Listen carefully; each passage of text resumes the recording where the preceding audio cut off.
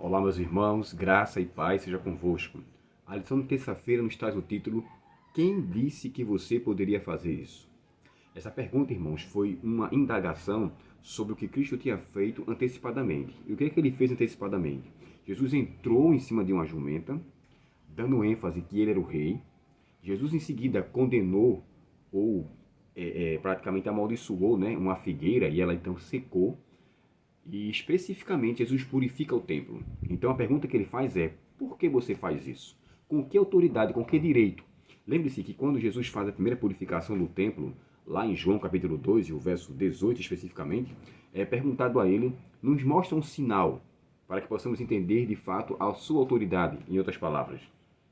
Ali Jesus fala o sinal que vocês vão ter, evidenciando o que eu estou fazendo, não é outro sinal senão o profeta Jonas. Ou seja, eles só entenderam quem era Jesus após a sua morte e ressurreição. Os sinais que deveriam servir para ele de esclarecimento para com que eles entendessem quem era de fato Jesus, e Jesus mostrou isso aí com muita clareza em várias curas que ele fez, da maneira como ele ensinou, a forma espiritual e como atingir as pessoas sem formalidade, sem frieza.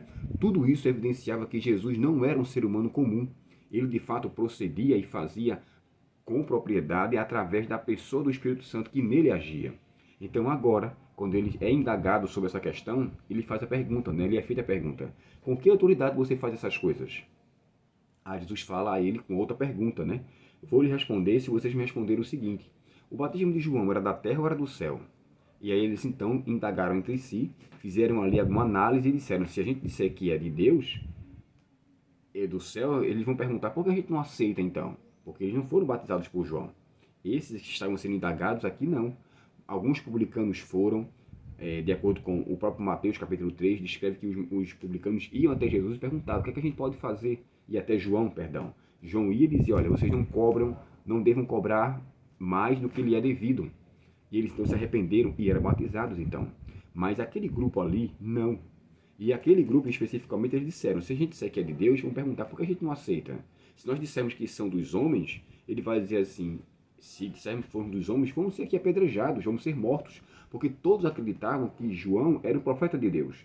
E Malaquias fazia menção sobre isso no capítulo 4. O anjo do Senhor virá e preparará o caminho do Senhor. Ele era chamado lá de anjo do Senhor, ou o anjo do concerto. O anjo do concerto assim não, mas o anjo que viria para auxiliar a Cristo. Um título que é dado como mensageiro. Então assim, Jesus responde com essa pergunta, eles então guardam silêncio, sabendo na verdade que ele não tinha o que falar. E eles chegaram e disseram assim: a gente não sabe, nós não podemos dizer, ou nós não sabemos sobre o batismo de João. Aí Jesus então responde: eu também não vou lhes dizer. Não fala que ele não sabia, né? Que Jesus nesse caso teria mentido. E aí parte-se agora para uma outra questão. No capítulo seguinte, capítulo 12 de Marcos, agora Jesus então conta a parábola dos lavradores. E é interessante, irmãos, essa parábola dos lavradores, porque era como se fosse assim: um proprietário tinha seus funcionários e queria que eles fossem receber o aluguel do trabalho que foi feito, das terras que estavam ali. Então ele levou aos lavradores, o dono mandou os seus funcionários até aquele lugar, o local onde ele alugou as terras, e eles, quando foram cobrar, eles cegaram, açoitaram, bateram e devolveram de mão vazia. Eles não receberam nada. O segundo, a mesma coisa. E depois veio começar a vir assassinatos. Ele começou a matar as pessoas. E por fim é o filho. Quando aquele filho morre, ele é colocado fora, né, do local, fora ali do local dos lavradores, isso faz entender que Jesus foi morto fora do local onde mais se precisava trabalhar, que era um templo ali até então. Então ele foi morto fora. E essa história, essa parábola, tinha a ver com o que aqueles homens queriam fazer com Cristo. Os fariseus queriam fazer com ele. Então assim, Jesus, sabendo dessa situação, contou essa parábola e eles ficaram então agora irados. Por eles, irmãos, Jesus era morto ali mesmo. Eles assassinaram Cristo ali naquele momento. Mas eles estão ouvindo aquela história, sabendo que ele estava falando dele próprio.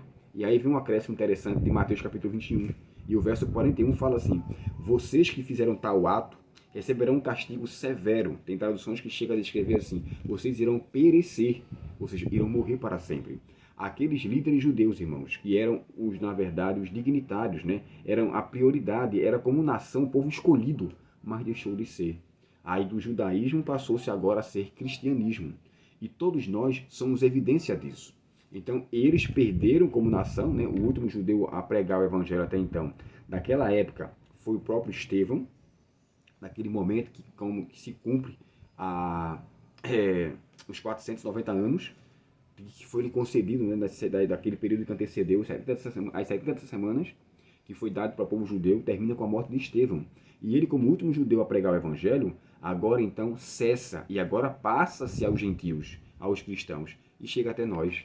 Então a gente entende aqui o seguinte: diante dessa situação, Jesus quis advertir aqueles grupos ali, queria que eles se arrependessem de fato. Isso nos faz lembrar a lição na capa. Ele chega a falar no capítulo 3, né? Produzir fruto de arrependimento.